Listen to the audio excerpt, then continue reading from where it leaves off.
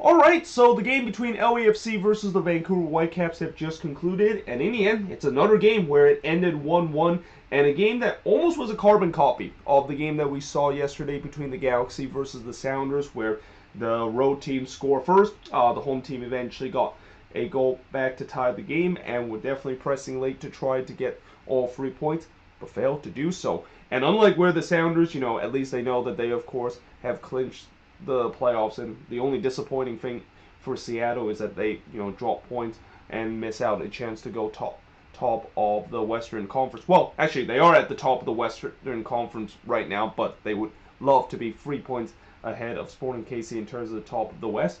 For LAFC, they really could not afford to drop points in this game against the Whitecaps, and in a game that many have said that this is a must-win for them.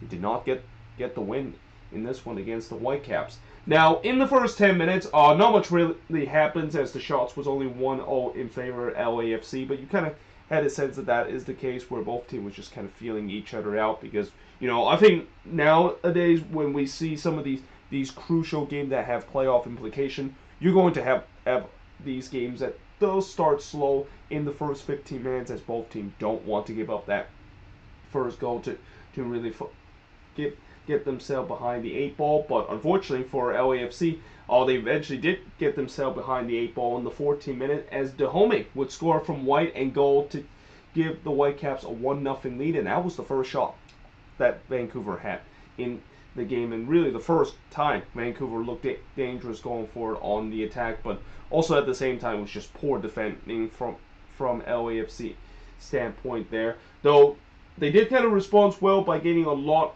of possession and trying to control the game. But then I kind of noticed that they were decided to play a high line, just like what Minnesota tried to do in the beginning, and that was a bit of a concern when I see LAFC did that, because that you're basically just playing in the hands of the Vancouver Whitecaps, where that this is a Whitecaps team that feasts on the counter attack and have guys that can go the other way very quickly. And there were a couple times where we see the Whitecaps, when they do try to break and especially play direct, they just basically play over that high line, and that caused a lot of issue for LAFC whenever the Whitecaps break like that. But that being said, in the 22nd minute, Crépeau had to deny Palacios from close range. Crépeau was really one of the big reasons why the Whitecaps were able to walk away with this game with a point, because he come up with some big save in this one. He then denied Edwards in the 24th minute as LAFC start to press for the equalizer. There was a shout for a penalty for Vancouver on the other end that was not given, after once again LAFC getting exposed on the break because they were playing that high line. But then in the 27th minute, Mamadou Fall hits one straight to Crépeau, and that, despite the unrelentless pressure that LAFC was putting on Vancouver, the Whitecaps eventually kind of survives it. They kind of started to calm things down in the latter part of the first half, though. That being said, as the time winds down, LAFC once again started to press for that equalizer late. Crépeau had to deny Ibiaga in the near post before, in the 3rd minute of stoppage time, LAFC eventually got that equalizer, and it's Mamadou Fall, the one that gets the equalizer for LAFC. Now, originally this goal was to allow for offside, and in some way, Mamadou Fall, he kind of stole this goal away from Chicho Arango, because it was Arango the one that basically heads it in, and that one was going to go into the back of the net, and Fall just inexplicably decided to touch it, and he's very lucky. The fact that when they go to VAR and that they found out that Youngworth actually kind of deflected, and it kind of goes ricochet right back to Fall, that goal, of course, would be allowing that, once a defender touch it, especially when a ball is redirected, then a player in the offside position is no longer that. And again, I think Fall is very lucky that that is the case, because if that's not the case, I'm pretty sure there's going to be a lot.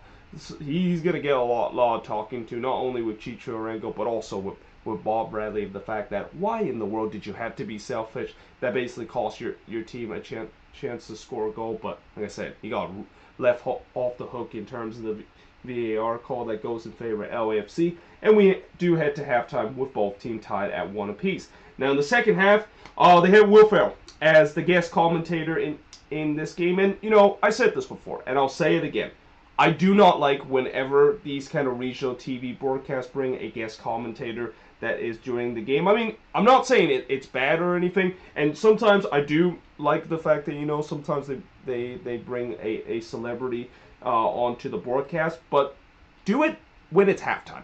Don't do it when it's actually the game is actually happening, because in this sequence what happened is not only the fact that Will Ferrell was doing his terrible commentating as usual, but they decided to do a split screen in this, and I'm pretty sure that drive a lot of people nuts when they saw that. It definitely drive me nuts of the fact that this is one of the most important game in the season for both of these teams, and you're basically doing a split screen and you're not even talking about this game. So yeah, it was very frustrating to see, but fortunately since I have watched a lot of Twitter streams lately, and I have kind of had that mindset, the fact that, well, sometimes when there's bad commentary, I'm just not even going to pay attention and try to kind of ignore them and kind of see the game on my viewpoint. Or in other words, I could also try to mute the stream and just kind of watch the game in silence, although I didn't do it in this case. But in the 47th minute, Ringo's shot is deflected wide, as I thought LAFC definitely was on the front foot and looked for the lead. But eventually in the 53rd minute, finally, they decided to let Will Ferrell off the broadcast and stop interviewing, and the split screen finally was over. Though at the end they kind of mentioned the fact that you're always welcome to come back in the booth when playoff time is, and if that's the case, yeah. I mean, I guess the only way I can see it is that since these regional broadcasts don't have the rights in terms of broadcasting these games in the playoffs, I guess if you're there, you'll probably have to be on the radio broadcast for that, which, if you're listening to a radio broadcast, especially if you're an LAFC fan listening to that, then I definitely send my condolences of the fact that, yeah, you're going to have to deal with Will Ferrell and his terrible commentating during the playoffs. But, yeah, I'm just so glad that of course, finally is over, because it doesn't do much. Like, I never like when there's like guest commentators that just kind of gets in the way in terms of talk about this game, because they don't really offer any insight whatsoever. They're just kind of there to just kind of have fun in a game like this, and with so much playoff implication. This is clearly not the time to have fun in talking about this game.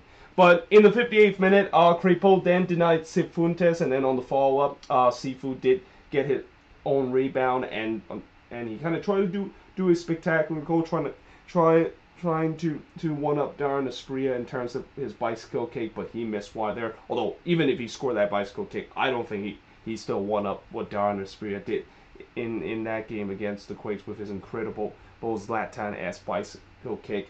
But in the 60th minute, Ringo hits it straight to Crepeau. The shots was 10-1 in favor of LAFC, which just shows you how much they were putting a lot of pressure on Vancouver. But the scoreboard still says 1-1, and you just kind of also had a sense that, yes, LAFC is getting a lot of chances, but we've seen this before, where they don't put away their chances. It's going to turns out to be a very frustrating night, or Vancouver is going to feel like they can potentially steal this, and they definitely has the ability to do so. I mean, we've seen it before, where even when the Whitecaps are second best, they are a team that could really be sneaky and trying to steal wins out of their opposition. But that being said, in the 71st minute, LAFC was making sure that was not going to happen, because they decided to bring on the cavalry, and Vela was summoned off the bench. I didn't think Vela did a lot coming off the bench, and it just kind of shows you that, yes, he is finally back healthy for this team, but you just kind of feel like he's not 100% healthy, and the fact that he's still trying to get himself back to match fitness, with him this being only his second sub appearance ever since he come off of injury. But in the 78th minute, Crepeau almost made a big mistake when he spilled a cross that was coming into the box, and Chicho Arango was right there to trying to capitalize it, but he couldn't do so, and he puts that shot wide. Then there was some tempers flare after Nowinski basically shoved Rodriguez, and then both of these teams decided to kind of had some tussle with each other. But in the 83rd minute, Vela did puts it wide on the free kick from 20 yards out. Before, in the 86th minute, I talk about Vancouver. They, even though they could be at second best, they can still have a chance to steal it, and they almost did in this sequence when Dahomey went through on goal there, but he just could not quite get that one past Blackman, and Blackman does a good job to make himself as big as possible coming off his lines and denying the homemade there. Before in the second minute of the stoppage time, Ringo, Chicho Ringo, he had a lot of opportunity in this game, but this is probably the one that he's going to think about a lot later tonight, because he missed an absolute free header in the back post. Like, that one was literally on the plate for him to just heads it into the back of the net to give LAFC the dramatic victory, but he wasn't able to take advantage of it. And yeah, in the end, it ends in a 1-1 draw in this game. And not only the fact that Arango is going to have trouble sleeping thinking about that chances, he might have trouble sleeping when his team might not make it to the playoffs, because that could be the miss. That could be a fine margin of between LAFC potentially making the playoffs this season or them missing the playoffs. But in terms of the shots in this game, 25 shots compared to just 5 that Vancouver has. 11 shots on goal compared to 2 that Vancouver has. 6 shots off target to 2 that the Whitecaps had. No shots on block compared to 8 that LAFC had. And possession-wise, 53% possession compared to 47% possession that the Whitecaps had in this game. And again, despite the fact that LAFC dominate every single stat line, they weren't being clinical in this game. And now with the way that they draw points at home, and technically they're still alive in the playoff race, though they definitely need a lot of help, and they're certainly going to be the biggest Portland Timbers fan tomorrow, besides the Timbers fans supporting their team, because they really need to rely on the Timbers to win against RSL for them to have a shot to make the playoffs. And also, no, they even with that help, they still need a lot that needs to go right for them if they want to make it to the playoffs. And like I said, if this team does not make it to the playoffs, this would definitely consider a big failure. And there's gonna be some interesting thing I'm gonna talk about in my moving forward series when I get to the LAFC episode of all the thing that is kind of the reason why this season has just not gone the way that LAFC fans hope their team would go through this year. But either way, hope you guys enjoyed this video. If you do, make sure you guys leave a like, smash the subscribe button. Let me know in the comments below, what do you think of this game. Tomorrow we got a much more busy midweek action, as we're going to have those 4 games